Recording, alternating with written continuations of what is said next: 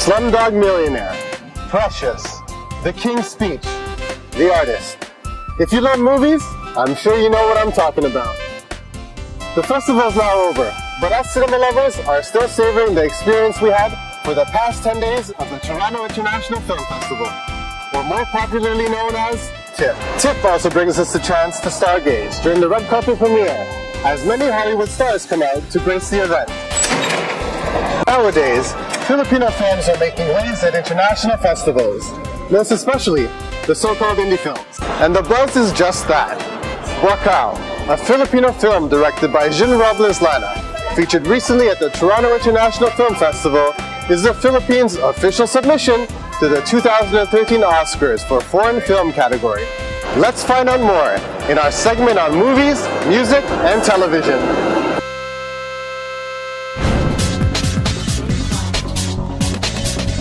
The film festival is over. Acclamation, awards have already been given. From films about old age, love, and sexual healing, the Toronto International Film Festival, or commonly called TIFF, has established a reputation as an award launching pad. It all started in 1976, exactly 36 years ago, when a film festival called the Festival of Festivals was launched around the Yorkville neighborhood in downtown Toronto. Envisioned to be a collection of the best films from film festivals around the world, it had an inaugural attendance of 35,000 people. After 3 decades, the Toronto International Film Festival was recognized by Time magazine as the most influential fall film festival to the most influential film festival, period. TIFF has now created a reputation for generating pre-Oscar buzz for outstanding new films. It has also become the most important media event on the film and entertainment journalism calendar. TIFF has opened the doors for films not just south of the border, but all over the map. Philippines is one of them. Lino Bwakaw was the first Filipino film director to be invited to showcase his film In Chang, and it was followed by his many other films. Nay, sino po siya? Hindi lang siya concerned. Ito nga pala yung perang biro mo para sa akin. From then on, TIFF had become a prestigious stopover place for Filipino films doing the international circuit. There's just a healthy divergence in terms of styles. You know, it's a great thing to build from, that tradition of that Bwakaw started about exposés, very politically charged, which is what Joel and sometimes Gil and certainly Carlos did a lot of as well. You know, those are cool to see. The emergence of digital and experimental cinema brought a new sense of excitement and life to the Philippine cinema.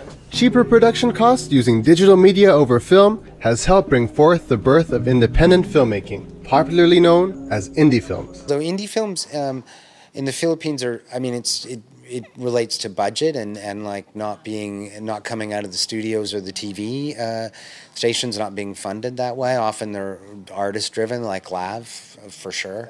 In a lot of ways, that's a really positive development, and because, you know, if there's no change, it can often lead to atrophy, or like, you know, the cinema starts to feel stagnant. Slowly, independent films are making its biggest impression. A new breed of film directors doing independent films is now giving birth to a new era of filmmaking in the Philippine movie industry. The likes of Brillante Mendoza, Jeffrey Jaturian, and Adolf Alex, just to name a few, have become a fixture of international film festivals like TIFF. 2 Filipino independent films, Thy Room and Bwakaw, shared the limelight in the TIFF last month. Brillante Mendoza, the director that brought Masahista in the 2005 TIFF, had presented the movie Thy Womb, which stars Nora Anor and is about a midwife who unfortunately cannot bear her own child and decided to look for a second wife for her husband to fulfill his desire to have a child of his own. Mendoza's a really smart, intelligent director, and he's quite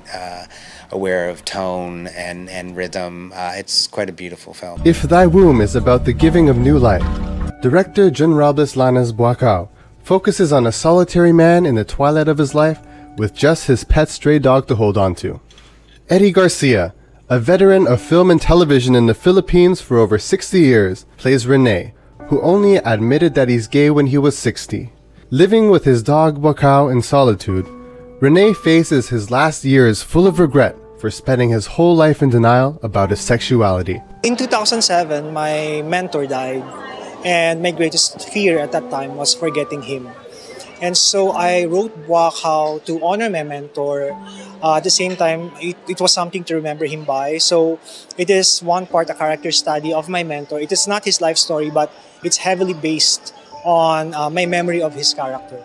Bwakaw is also, I think, quite strong emotionally and feels very authentic. It's driven by a great performance. Eddie Garcia was my first and only choice. I could not think of any other actor who could portray the role. We were supposed to work with another dog, and we had been working with that dog for several months, especially Eddie Garcia, because we wanted him and the dog to bond. But a few weeks before the shoot, the owner, for one reason or another, backed out of the project. And so we were left with no dog. And we had to hold auditions to look for another one. I found Princess on YouTube. Oh, she's very smart, smarter than some actors I know. It turns out that Princess is actually a highly trained bomb-sniffing dog. We shot the film in 10 days straight for so many reasons. One, because of scheduling conflicts. We could only get the actors together during Holy Week. At the same time, because of budget constraints, we had to shoot everything in 10 days. Thy Womb recently received 3 awards: Bisato d'Oro, La Navicella, or Venezia Cinema Prize, and the P. Nazareno Teddy Awards Special Mention at the 69th Venice International Film Festival, while Bwakaw won the Best Actor, the NetPack Award, and the Audience Choice Award at the Cinemalaya Independent Film Festival. Prior to its international premiere at the Toronto International Film Festival, Bwakaw had been acquired and will be distributed internationally by Fortissimo Films, one of the biggest film distribution companies in the world. From its first screening at TIFF, this will be followed by the screening at the New York International Film Festival and the rounds of all the international film festivals in the world. Everything that's happening is really just beyond my wildest expectations. When we produced this movie for Cinemalaya, that's an independent film festival back in the Philippines, all we really wanted was to win the Audience Award. But since then, we've been invited to several prestigious international film festivals. And I'm just really trying to soak up the atmosphere and enjoy everything. The recognition doesn't stop there. Bwakaw has been recently selected by the Film Academy of the Philippines as the country's entry to the Best Foreign Language Film category at the Oscars. Well, it's a beautiful movie, and I think it's quite affecting, and I think it could play very well to Oscar voters. And Eddie's he's brilliant in the movie, and I think that performance will, could carry a lot of sway. I highly doubt if there's any filmmaker who can predict with 100% accuracy how his film is going to do. I think I'm just surprised that something so personal would resonate with so many people, and I'm just really thankful and grateful for all the good things coming our way. Happily, the mainstream Philippine movie industry is now thriving while independent films are on the rise and reaping the rewards internationally, even without the glitz and glamour of Hollywood-style production. With this, internationally acclaimed Filipino indie films will not only help sustain Filipino audience, but at the same time, capture the hearts of viewers, not only at the Toronto International Film Festival, but cinemagoers around the world. Let's just hope that this year, TIFF's run will wave magic on the Philippines' official submission to the foreign film category, and will get the nod of the 2013 Oscar Committee as the first Filipino film in the Oscars. Fox's American Idol gets new set of judges. What's in store for American Idol this season? Before hitting the road this fall for the talent search to compete for the title American Idol, the show itself had to go through its own selection of judges when judges Steve Tyler and Jennifer Lopez quit over the summer. Recently presented to the press in New York are judge veteran Randy Jackson, Grammy Award winner Mariah Carey, country crooner Keith Urban, and hip-hop rapper Nicki Minaj. According to reports, Nicki Minaj signed a deal for $8 million, while Keith Urban for a reported $4 million. The voice in X Factor hitting the charts is Keith Urban, who quit from his judging duties for The Voice Australia, the answer to have the American Idol back up on top. Definitely the panel is very diverse. Let's keep our fingers crossed that the fusion will be good enough to bring the ratings up when the new season begins January of next year. Marian Rivera. willing to work with her boyfriend's rival, Richard Gutierrez. Although they've worked together in a movie project once before, this is the first time that Marian Rivera and Richard Gutierrez will work together in a television show. The two have been chosen to host a revival of Extra Challenge, GMA Network's once top-rating reality game show. Richard and Marian have managed to avoid working together since Ding Dong Dantas is Marian's boyfriend and he and Richard are perceived as rivals in GMA Network. Is it merely a coincidence that Ding Dong has also started a movie project with Marian's rival Angel Locsin? Hello mga kapuso, I'm Jun Lana and you are watching BrunchTV. Augusto 33 offers a great hot table selection at lunch, featuring authentic Italian cuisine. Augusto 33, Maple's new favorite spot for breakfast and lunch, located at 9300 Kill Street, Vaughan, with telephone number 905-832-2833. Be equipped with standard knowledge and skills. Be a frontline healthcare career worker. Ontario Healthcare Academy.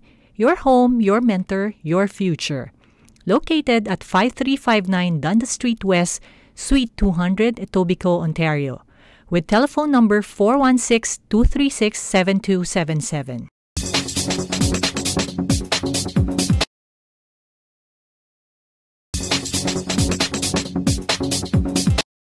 Well, we've reached again the end of our show for today. Another show that brought you interesting stories that we hope had given you something to savor until next episode. But before we go, we would like to take some time in reading some emails we've received from our buddies watching us. We have received a lot of feedback and comments from our maiden episode, and we would like to share some of those comments. From Eliza of Toronto, Dear BrunchTV, I love your show. It's very informative yet entertaining. Kudos to the team. From Michelle of Richmond Hill, wow, a Filipino TV show we can all be proud of. More power to BrunchTV. Tom from Scarborough writes, I enjoyed your first episode. Please feature the Filipino caregivers in Ontario.